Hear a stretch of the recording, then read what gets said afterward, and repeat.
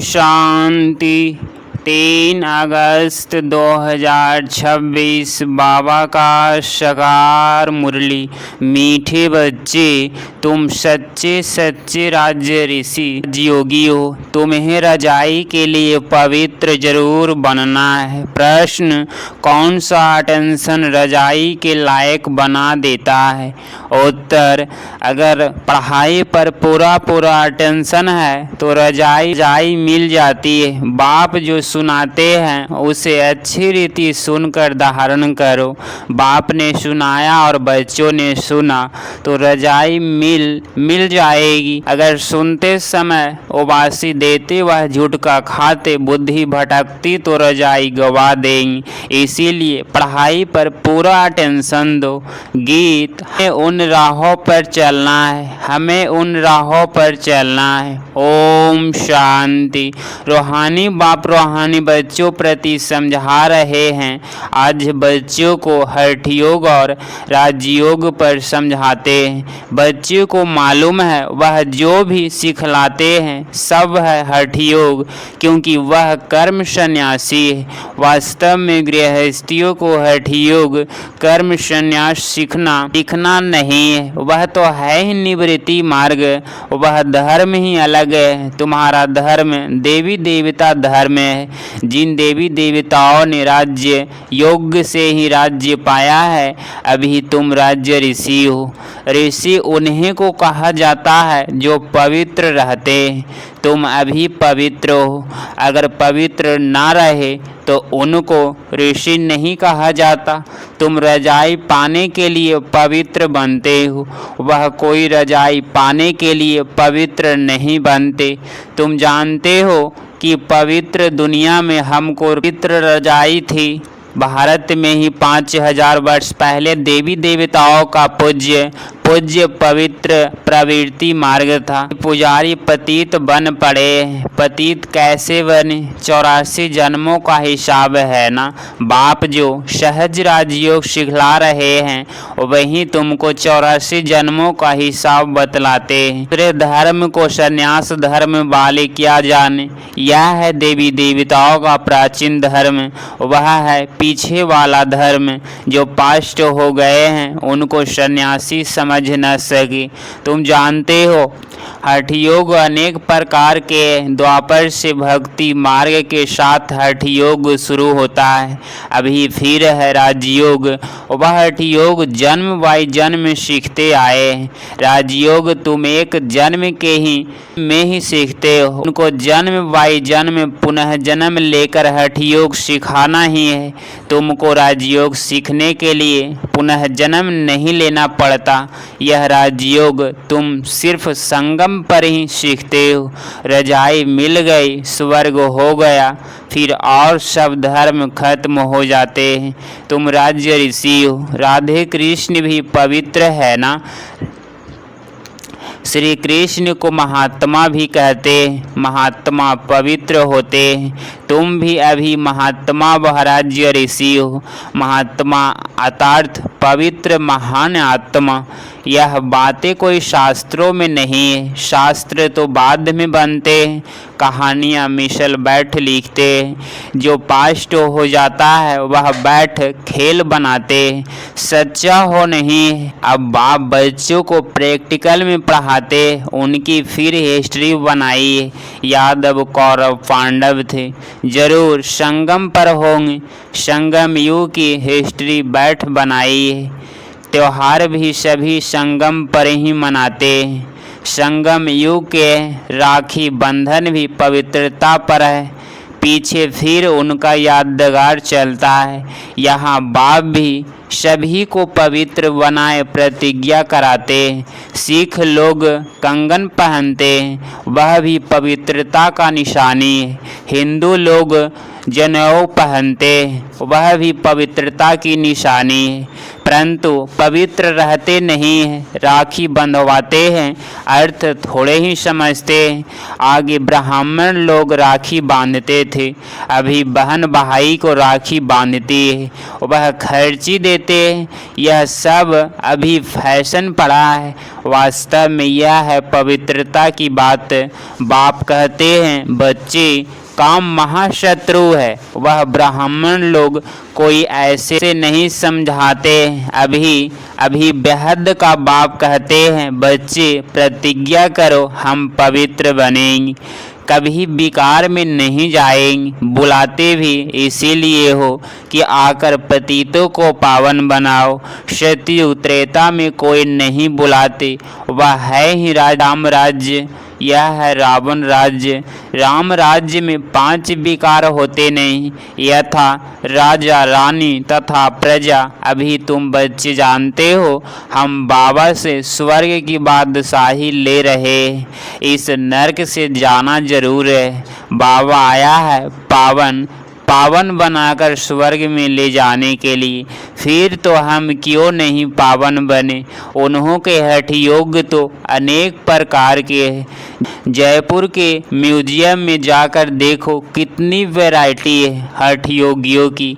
उससे होता कुछ भी नहीं, सीढ़ी नीचे उतरते ही जाते हैं। बाप ने समझाया है, भारत जब पतित बनता है, रावण का राज्य होता है, तो धरनी हिलने लगती है। सोने के महल आदि सब नीचे चले जाते हैं। महलों आदि को कोई लूटा थोड़े ही है, वह तो सिर्फ मंदिरों को लूटा है। कुछ जेवर सोना आदि ले गए हैं। जेवरों का सबसे जास्ती शौक तुमको है। तुम स्वर्ग में आते ही जेवर पहनते हो, राज्य करते हो, और धर्म वाले आते ही राज्य नहीं करते।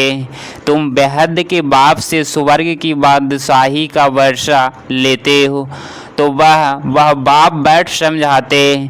गीता पढ़कर नहीं सुनाते। गीता में जो कुछ लिखा है वह सब मैंने कहा नहीं, वह तो मनुष्यों ने मेरे महावाक्यों का वाद्य में बैठ शास्त्र बनाया है। हमने जो तुमको सुनाया वह तुमने ही सुना, और फिर जाकर रजाई की। वहाँ यह ज्ञान की ज्ञान नहीं रहता। यहाँ तो बाप टीचर बैठ शिक्षा देते हैं। बाप तो हिंदी में ही समझाते हैं। यहाँ सब हिंदी कहते रहते हैं ना, जो उन्हों की भाषा है। वास्तव में प्राचीन भाषा हिंदी ही है, न कि संस्कृत। यह संस्कृत तो शंकराचार्य के बाद निकली है। जो आते हैं वह अपनी भाषा चलाते हैं। बाकी ऐसे नहीं कि बाबा ने गीता संस्कृत में सुनाई है। नहीं, गुरु नानक का अपना ग्रंथ है, उसमें सिख धर्म स्थापना किया। उनको भी अवतार मानते हैं। उसमें रजाई भी होते हैं। सन्यासियों ने रजों में रजाई नहीं है। बाबा ने समझाया है, बुद्ध, क्राइस्ट आदि पहले गृहस्थ आत्मा थे। अब गृहस्थी पतित आत्मा तो धर्म स्थापन कर न सके। उनमें पवित्र आत्मा आई, जिनसे धर्म स्थापन किया। दूसरे धर्म तो किस्म किस्म के बहुत है, आकर अपना छोटा मत पंथ स्थापना करते। जहाड़ में भी दिखाया है ना, तो हठ योग और राजयोग में बहुत फर्क है। यह बातें समझने की है। जिसको समझ में नहीं आती होगी वह झुटका खाते उबासी देते रहेंगे। यहाँ तो तुमको खजाना मिलता है, बड़ी भारी कमाई है। तुम रत्नों से झोली भरते हो, तो यह आंखें खोलकर सुनना होता है। झुटके खाते रहेंगे या बुद्धि बाहर भटकती रहेगी, तो वह राजधानी पा न सके। तुम हो राज्य ऋषि।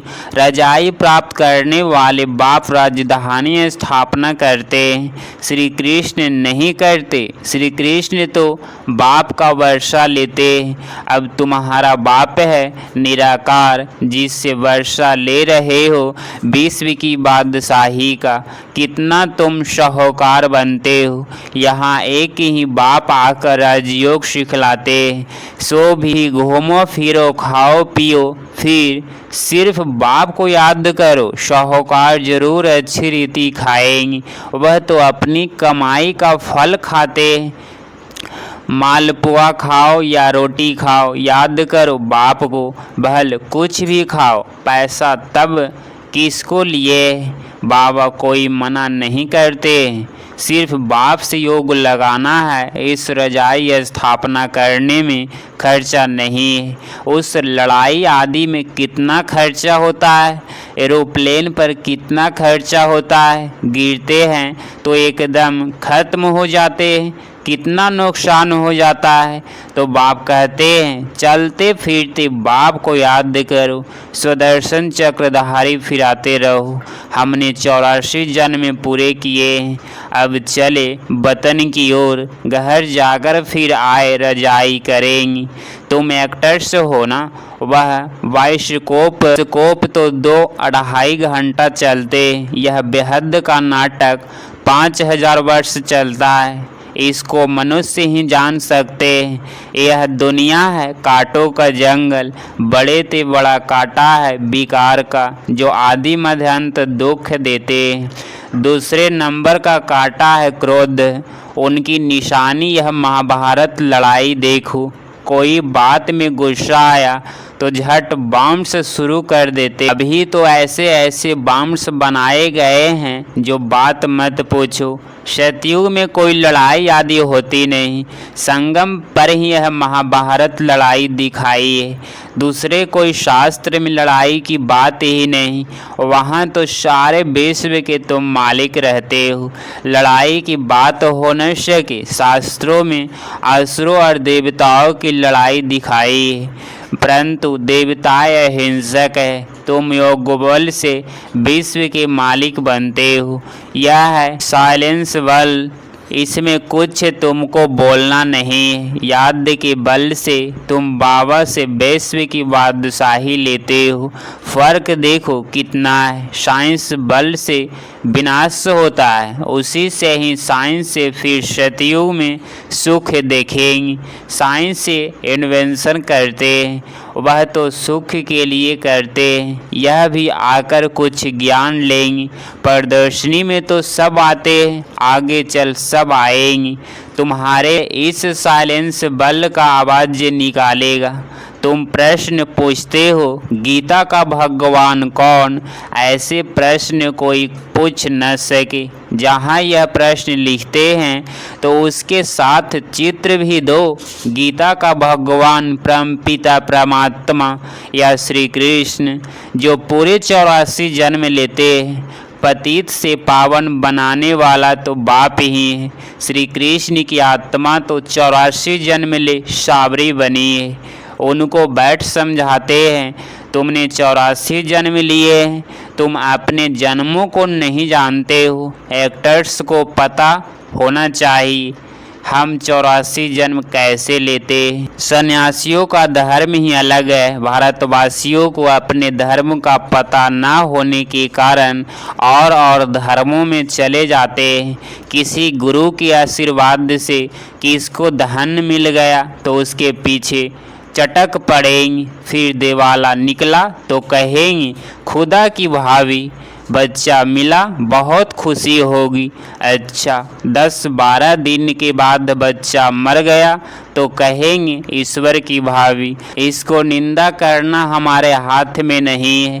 बाबा के बहुत ऐसे मिसाल देखे हुए हैं, ऐसे ऐसे बहुत होते हैं। जहाँ तो बाप बैठा है, बाप बच्चों को समझाते, मीठे मीठे बच्चों पावन बनो। याद है जब महाभारत लड़ाई लगी थी तो द्रौपदी ने पुकारा था बाबा हमको यह दुशांस नगन करते, हमको इससे बचाओ। 5000 वर्ष की बात है। इस अबलाओं पर अत्याचार इस विश्व पर ही होते हैं। कई तो स्त्रियां भी ऐसी होती है जो विष से बिगड़ रह नहीं सकते। उन्हीं का नाम भी रखा हुआ है शूर्पणखा, पूतना, जो विष के लिए तंग करते। वह है कंस, जरासंधि, शिशुपाल। यह सब विनाश को तो पाने की है। इस समय है आश्री रावण राज्य, फिर होगा ईश्वरीय राज्य। इस सारे चक्र को तो तुम जान गए हो कि कैसे 84 जन्म लेते। यह भूलता तब है जब विकार में जाते। विकार में जाने वाले का मुँह ही पीला हो जाता है। खुद ही समझते हैं यह हमने क्या कर दिया। बाप कहते हैं बच्चे इस विषय गटर में मत जाओ, यह तुमको आदि मध्य अंत दुख देने वाला है, इसमें न पड़ो, कसम उठाओ।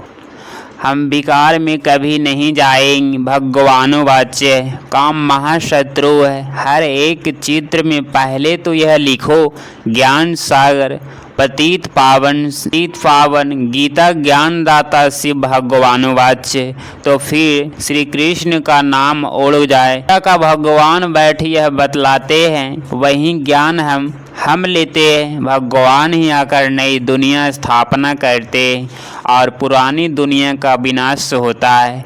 रुद्र ज्ञान यज्ञ है ना, अशुल्य है शिव बाबा। रुद्र बाबा नहीं कहेंगे। बम्बे में बबुलनाथ का भी मंदिर है। अब बबुल कहाँ जाता है? कांटों को। बबुलीनाथ नाम क्यों रखा है यह कोई समझाते नहीं। चित्र तो शिव का ही है ना, बाकी तो अनेक नाम रख दिए। शिव बाबा ही आकर कांटों के जंगल को फूलों का बगीचा बनाते। वही तुम्हारा बाबा है, उसका नाम है शिव। शिव परमात्माए नमः, ब्राह्मण देवी देवताए नमः। अक्षर बिल्कुल क्लियर है। अब वह परमपिता परमात्मा बैठ इस रथ द्वारा समझा रहे हैं, हो बहो जैसे लौकिक बाप समझाते। बच्चे हमारे कुल को कलंक नहीं लगाना, कोई खराब काम नहीं करना, यह बाबा भी कहते हैं। बच्चे विकार में तो कभी नहीं जाना, पवित्र बनने बिगर स्वर्ग में उच्च पद पा नहीं सकेंगे। बहुत ज़बरदस्त कमाई तुम कर रहे हो, बाकी सब गवा रहे। भल कोई के पास पदम है, बड़े बड़े महल बना रहे, लाखों रुपये खर्चा करते। तुम समझते हो वह सब वेस्ट ऑफ टाइम है, यह कुछ काम नहीं आएगा, सब खत्म हो जाएगा। वह तो समझते हैं 10-12 हजार वर्ष चलेंगी। तुम बच्चे जानते हो मौत तो सामने खड़ा है सिर पर। थोड़े समय के अंदर यह अर्थक्वेक आदि हो डवाडोल हो जाएंगे। अर्थक्वेक आदि में अनगिनत मर जाते हैं। अब तो विनाश होना ही है। विनाश का साक्षात्कार और स्थापना का साक्षात्कार किया है, सो फिर इन आँखों से देखें भक्ति मार्ग में कितना कुछ करते, परंतु कुछ बैकुंठ में जा न सके, ज्ञान बिगड़ सतगति हो न सकी। यह सब भक्ति मार्ग के खिलौने हैं। अच्छा, मीठे मीठे सिकलदे बच्चों प्रति माता पिता बाप दादा को याद दे प्यारा और गुड मॉर्निंग। रूहानी बाप की रूहानी बच्चों को नमस्ते नमस्ते। धारणा के लिए मुख्य सार पॉइंट नंबर 1, कुल कलंकित करने वाला कोई भी खराब काम नहीं करना है। पवित्र बनने की अपने आप से प्रतिज्ञा करनी है। पॉइंट नंबर 2, अब अपना टाइम मनी वेस्ट नहीं करना है। फूलों के बगीचों में चलने के लिए कांटे निकाल देना है। 3 अगस्त 2026 का वरदान, अलौकिक खेल और खिलौने से खेलते हुए सदा शक्तिशाली बनने वाले अचल अडोल भव। स्पष्टीकरण, अलौकिक जीवन में माया के विघ्न आना ही एक खेल है। जैसे शारीरिक शक्ति के लिए खेल कराया जाता है, ऐसे अलौकिक युग में परिस्थितियों को खिलौना समझकर यह अलौकिक खेल खेलो। इनसे डरो व घबराओ नहीं।